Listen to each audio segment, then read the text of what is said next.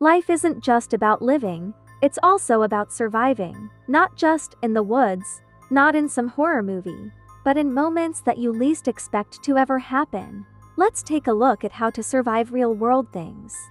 Hi Winter, don't mind me as a boy, but I have been watching your videos forever. Oh my god, whenever I go on YouTube, like 5 of your videos pop up on my face. And I watch all of them, lol. If you want a shout out, make sure to like and subscribe, and comment something in my Roblox group. Have you ever wondered what you would do if you ever got lost in the woods? The chances of you getting lost is not high, but it's always good to know what to do, just in case it happens, especially if you camp a lot with your family. If you ever get lost in the woods, these 5 things could save your life. Step 1, stop moving. The worst thing you can do is walk around. Rescuers check where you were last seen, not where you might have gone. That's so true, and plus, moving around gets you more lost, which makes it harder to get back to where you want to be.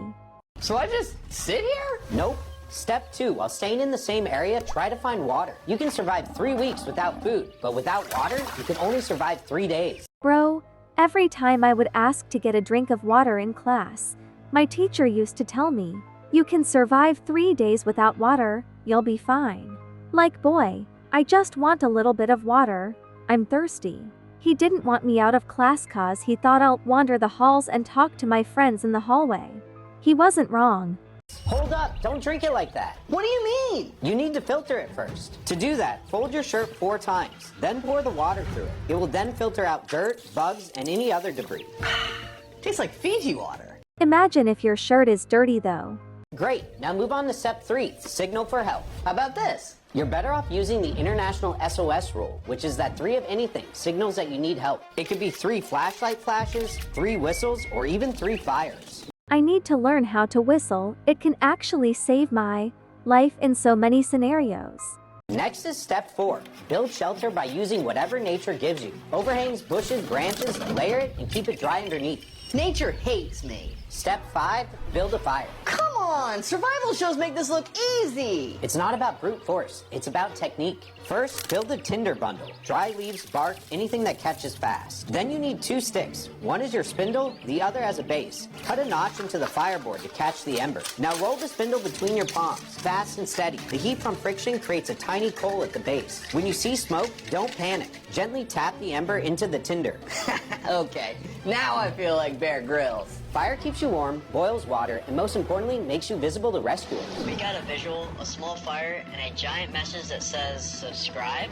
Imagine camping, and then you get lost, and then you have to build another campsite and fire all over again. Honestly, I don't think I'll ever get lost in the woods cause I don't like walking from my campsite, and I always keep my phone with me. My phone never leaves my sight. I sleep, eat, and shower with it. Haha! I'm just kidding. If you ever drove a car or have been in a moving car before, then you need to know about this. Here's the only way to survive when you're stuck in a sinking vehicle. As soon as your vehicle makes contact with the water, undo your seatbelt and roll down the window as fast as you can. Once you've done that, immediately get out through the window before your vehicle is fully underwater. I feel like if this was to ever happen, my body would freeze from shock. I'll probably feel like 50 emotions all at once and wouldn't even think properly.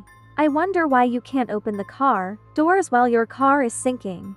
You won't be able to open your door because of the force of the water pressing from the outside. If your window won't roll down, you need to break it. You can use a heavy object like a hammer, or you can buy a special car window breaking tool online that you can keep in your vehicle. But if you don't have anything in your vehicle, you can use the removable headrest and hit the window with the metal prongs. If you still can't get out through the window, wait until your vehicle is fully underwater so the pressure inside and outside is equal. Then, with the small amount of air left in your vehicle, take a deep breath, open the door, and follow the air bubbles to the surface. Yeah, honestly, it's better to take action than no action in this situation.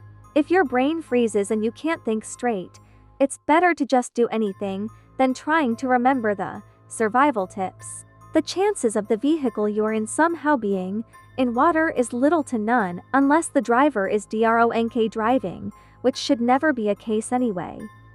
I've always wanted to go on a cruise, but my parents won't ever take me cause they've watched a lot of movies that involve boats easily sinking. The chance of that happening in real time is not very common. But if you ever want to go on a cruise, don't worry about it sinking. You should worry about possibly getting seasick. You never know if you're a seasick person until you actually get on the sea. If you were ever on a cruise ship that started sinking, this is what you would need to do in order to survive. Wherever you are, you need to get onto the deck immediately. This is because the water will slowly be filling up from the inside and going towards the top. Whatever you do, do not jump off of a cruise ship. Take the propeller guy from Titanic as an example. These things are huge. And if you land incorrectly or hit something on your way down, you will go unconscious and drown. There will be enough life vests for everybody on board, but there won't be enough lifeboats. So go to a lifeboat. And if you can't get to one, this is what you need to do. Eventually, the ship is going to be at a tipping point and start going down. The boat's going to go down vertically, so you want to make sure you're holding on to something as you go down. I wonder why the boat goes down vertically. Also feel bad for the people who can't get on a lifeboat. And that's when you plan on jumping, so you don't go down with the ship. And you have to wait until you're close enough to the water. Hopefully none of us will ever be in this position. According to my research, what they did in the Titanic movie, like what Jack and Rose did, was actually could save you. If you like my content, follow my TikTok, Instagram, and YouTube for more. It really helps when you interact. Jack and Rose were lovers in the Titanic movie. Here's how they survived the sinking boat. Cal's valet handcuffed Jack to a pipe in a flooding cabin. Rose fought her way back through rising water to free him with an axe. They tried to reach the lifeboats, but Cal manipulated Rose, trying to separate her from Jack. Rose refused to leave Jack behind, even though women and children were being given priority.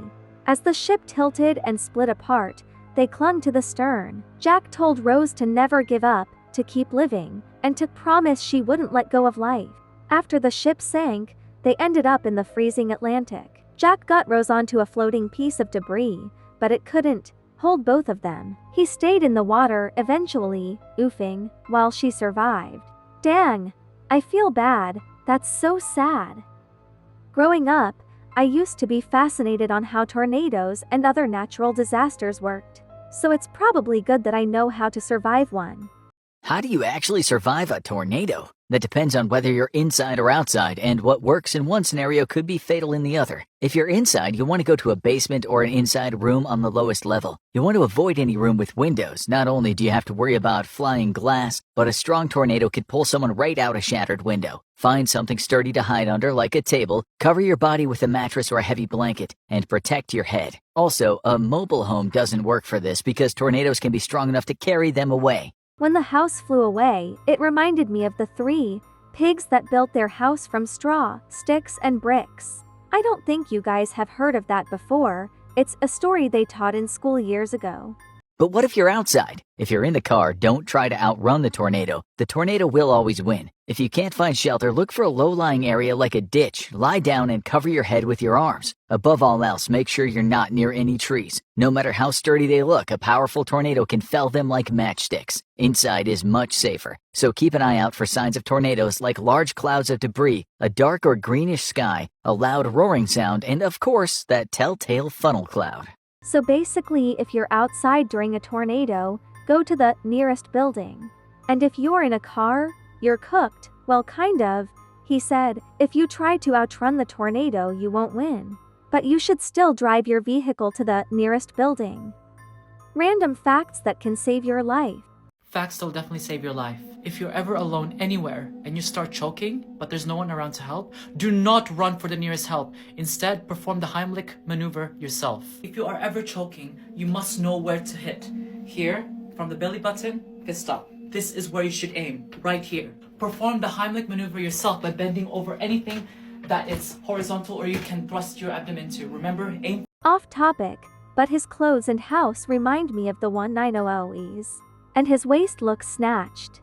For the abdomen, anything like a countertop table or a chair, what you do is you thrust your abdomen like that and keep performing it until whatever is choking gets out of your esophagus. This can save your life. But what I'm somewhere and there is no chair to help me, hit my stomach. I guess I gotta hit my stomach really hard with my fist. Yeah, I'm not doing that, I'm just a girl and I can hurt myself by doing that too. But anyways, let me know if you want a part 2. Bye bye my winters.